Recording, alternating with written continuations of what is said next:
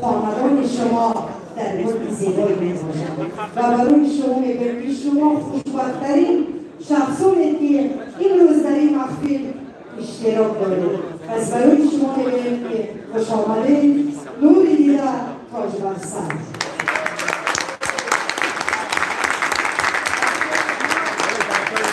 دوستان ارجمند، هموطنان عزیز، امروز یک کنسرت زیبا، یک کنسرتی که میگویم که توی این یک طرف خوشی دیگر طرف، اما کنسرت هایی که برای خوش آمدگویی هر یک شما ما تشکیل می‌نماییم این دیگر.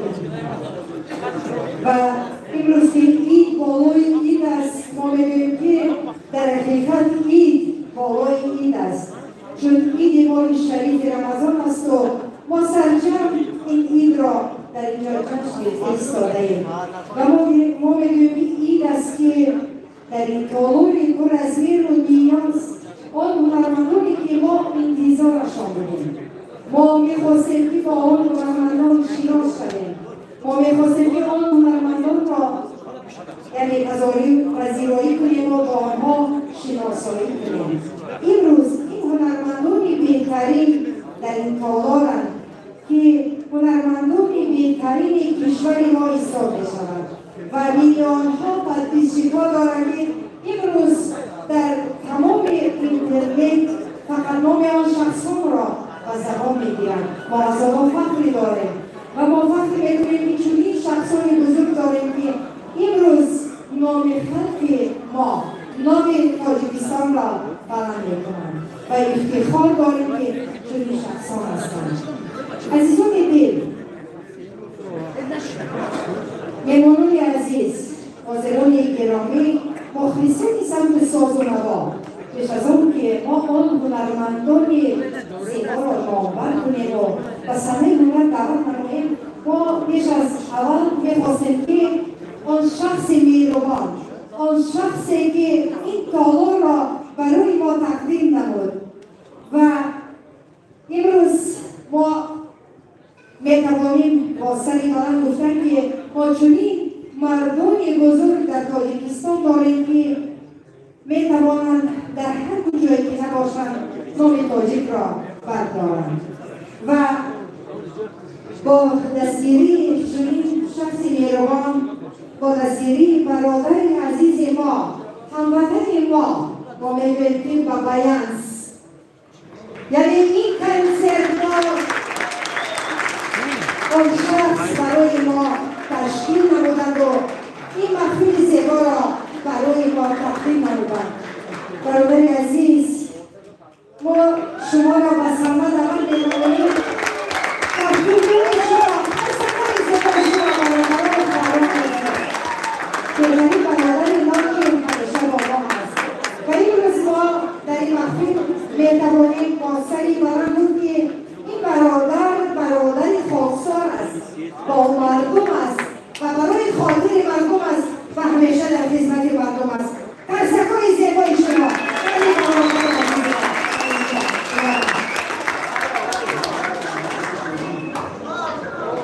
ایدو کتون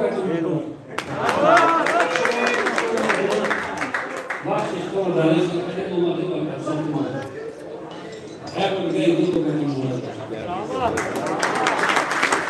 خاکساری این شخص را ما در این تالار دیدیم که سخن ندارد، اما شخصی که همیشه با مردم است و همیشه در خدمت مردم است. ما در مورد این شخص مهربان با سخن‌های زیاد در این تالار میگوییم و تا آخر درباره‌اش سخن نیک میگوییم، چون ما فخر میکنیم که چنین برادران داریم در تاجیکستان زمین که امروز در خدمت مردم خلقند و با خلقند. تشکر زیاد برادر عزیز، ترسکوی زیبای شما.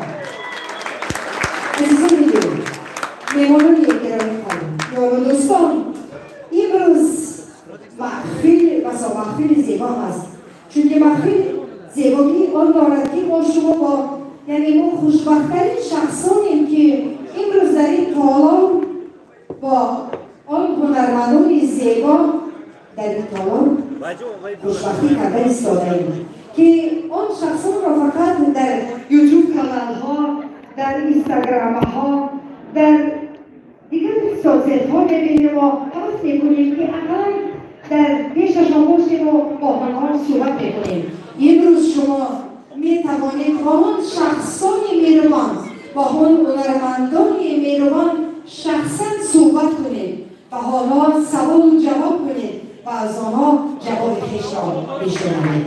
پس عزیزان دل این صحنه بسیار زیبا هست و ما می‌گوییم که در تاجیکستان هست بهترین برادر آن برادر عبدالرزاق است.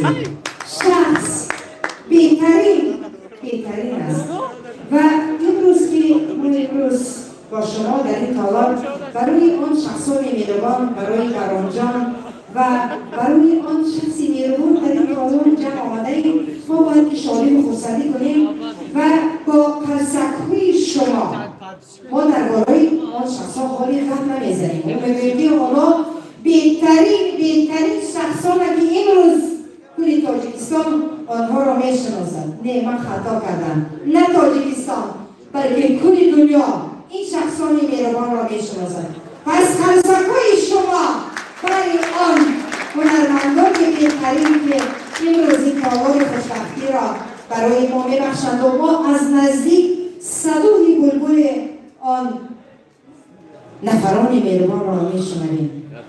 و اگر اجازت باشد اول قلسک‌های شما به صحنه هنر قلسک‌های شما به صحنه هنر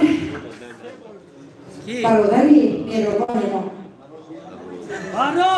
عبدالرزاق و طاهران این شخصان امروز آبرومند و افتخارند در تاجیکستان. آنها در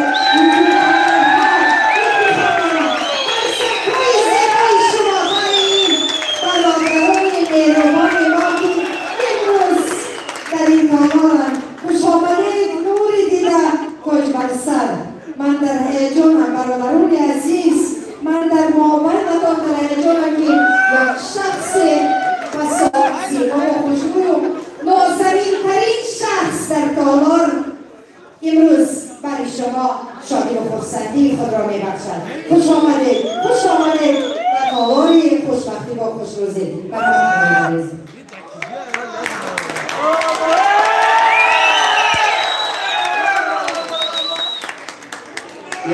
تاجیکستان ما خرسندم که همه ایشون اومدیم.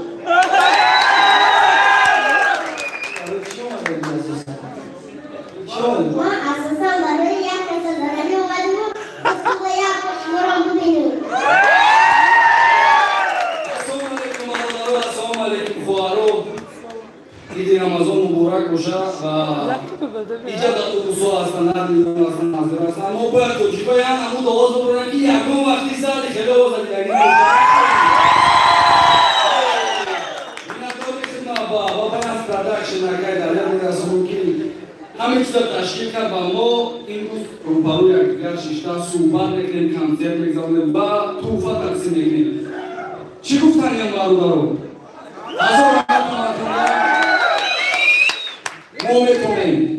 ما میتونیم بگذار هر یک تایما پدر و مادرمون که در وطن هستن بگذار ساک سلامت باشن و ما ساک سلامت بریم پیشم